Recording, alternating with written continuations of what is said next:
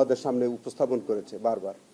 তো সেই কারণে এটা অবশ্যই সিস্টেমেটিক ক্রাইম এবং একটা ওয়াইড স্প্রেড অ্যাটাক, এবং এটা আমাদের মানবতা বিরোধী অপরাধের 3-2 আওতাভুক্ত অপরাধ।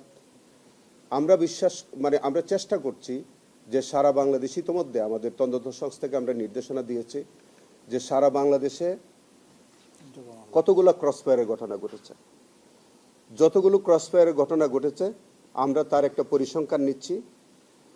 সবগুলো কেসের কপি আমরা সংগ্রহ করছি, যারা যেভাবে সেই মামলাগুলো হয়েছে সেইগুলো আমরা যাচাই বাছাই করব। আমাদের একটা কমিটি আমরা গঠন করে দিচ্ছি, সেটা যাচাই বাছাই করে এই অপরাধগুলোর মধ্যে যেগুলো আমাদের ট্রাইব্যুনালে বিচারের আওতাভুক্ত হবে এই সবগুলো মামলা আমরা তুলে নিয়ে আসব এবং আমাদের এই ট্রাইব্যুনালে বিচারের ব্যবস্থা করব।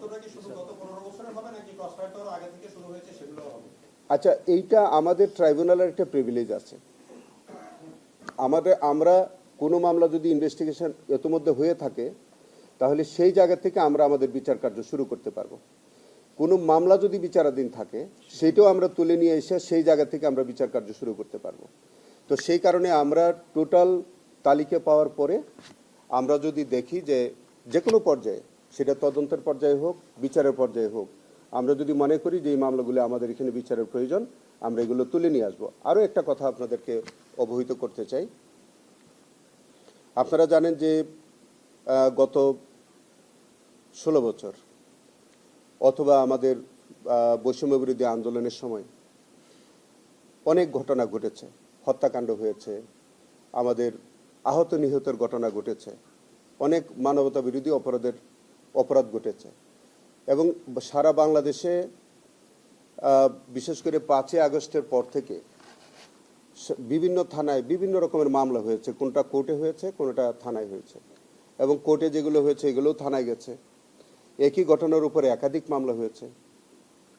আমরা একটা বিষয় আমরা লক্ষ্য করে দেখলাম যে সারা বাংলাদেশে এই বৈষম্য বিরোধী আন্দোলনের সময় যেসব মানবতা বিরোধী অপরাধ ঘটেছে এবং যেসব মামলাগুলো হয়েছে, ইনফ্যাক্ট এগুলা সবই সিস্টেমেটিক ক্রাইমেরই অংশ, এবং সবগুলোই ইনফ্যাক্ট আমাদের এই ট্রাইব্যুনালের তদন্ত সংস্থা কর্তৃক তদন্ত হওয়া বাঞ্ছনীয়। কিন্তু আমরা কিছু কিছু মামলার ইনভেস্টিগেশন আমরা করতেছি, কিছু কিছু মামলার ইনভেস্টিগেশন ওই স্থানীয়ভাবে পুলিশ করে।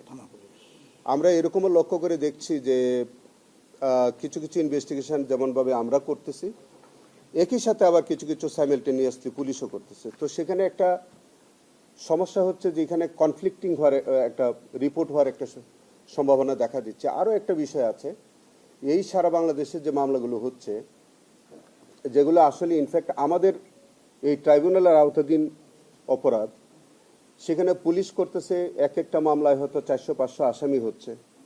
সব আসামি দোষী এটা আমরা কিন্তু মনে করি না। আমরা মনে করি যে এর মধ্যে দোষী ব্যক্তি যেমন আছে, অনেক নিরপরাধ মানুষও আছে। কিন্তু সেখানে কিছু পিক অ্যান্ড চুজের ঘটনা ঘটতেছে। কাউকে 173 কর আওতায় পুলিশ বিশেষ রিপোর্ট দিয়ে ছেড়ে দিচ্ছে, কাউকে জামিন দিচ্ছে অথবা কাউকে আবার দিচ্ছে না। অনেক সময় যারা প্রকৃত দোষী তাদেরকে ছেড়ে দিচ্ছে, আবার অনেক নিরপরাধ মানুষ তারা জেল খাটতেছে। তো এই জিনিসটা আমরা মনে করি, আমি আমার দায়িত্বভার গ্রহণ করার পরে আমি যেটা মনে করলাম যে এই বিষয়টি আমাদের একটা দৃষ্টিপাত দেওয়া উচিত।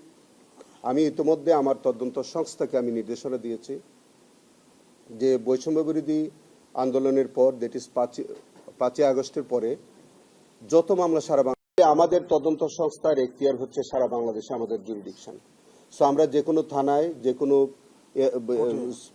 পুলিশ সুপার বা আমরা যে প্রক্রিয়ার মাধ্যমে এগুলি আমাদের তথ্য আনতে হয়, সেটা আমাদের তো সারা বাংলাদেশে আমাদের জুরিডিকশন। তো সবগুলো মামলার কপি আমরা তুলে নিয়ে আসছি। 1 মিনিট আমি বলি, আপনাকে শেষ করি। সেটা হচ্ছে যে সবগুলো মামলার কপি আমরা নিয়ে আসছি।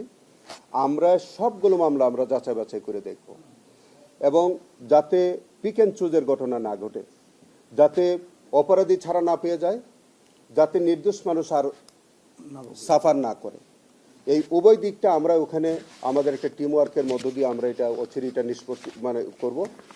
এবং পাশাপাশি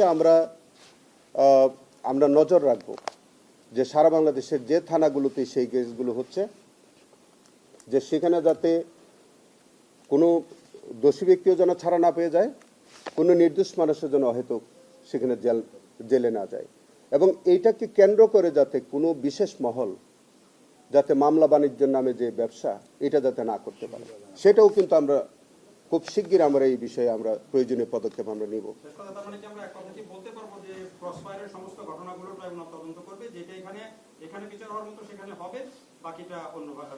এটা সেটাই বলছি আমি। ইতিমধ্যে ক্রসফায়ারের সমস্ত মামলাগুলোর তথ্য চেয়ে আমরা আমাদের তদন্ত সংস্থা কিন্তু সারা দেশে কাজ করতেছে অলরেডি, এবং ইতিমধ্যে তারা ক্রসফায়ারের একটা তালিকা ইতিমধ্যে তারা সংগ্রহ করেছে। সে একটা তালিকা অলরেডি আমার কাছে তারা জমাও দিয়েছে। তো সেটা আমাদের কপি প্রাপ্তি সাপেক্ষে এগুলো আমরা যাচাই বাছাই করব। সময় একটু লাগবে। যেসব ক্রসফায়ারের ঘটনা ঘটেছে, যেগুলো বৈষম্য বিরোধী সংক্রান্ত যে মামলাগুলো হয়েছে, ইভেন দেন 1/11 সময় যেসব মানবতা বিরোধী অপরাধের ঘটনা ঘটেছে, সেইগুলো আমরা যদি আমাদের এই ট্রাইব্যুনালের এখতিয়ারভুক্ত হয় সেগুলো আমরা তুলে নিয়ে আসবো। ধন্যবাদ সবাইকে। আপনি বলেছিলেন যে অন-11 আরেকজন কুশলীর গতকাল আফজাল নাসির, তাকে কি ট্রাইব্যুনালে কোনো মামলা আনবে? এক কথাই বলে দিই, যারা গ্রেফতার হচ্ছেন, যারা গ্রেফতার হবেন, কিংবা যারা গ্রেফতার হবেন না, আমরা 1/11 সময়